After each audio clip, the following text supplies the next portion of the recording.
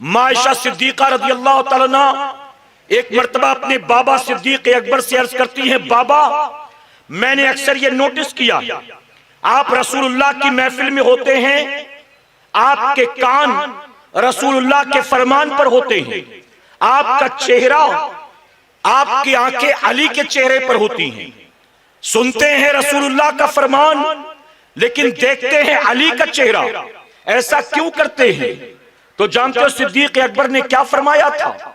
सिद्दीक अकबर ने कहा था, ए आयशा मैं अली के चेहरे को क्यों ना देखूं? मेरे नबी ने फरमाया अली का चेहरा देखना इबादत है। मायशा सिद्दीका ने अर्ज किया, ए बाबा जान, वो लोग खुश नसीब हैं जो अली के चेहरे की जियारत करते हैं कि जिन्होंने अली का चेहरा देखा अल्लाह उनको इबादत का सवाब देगा।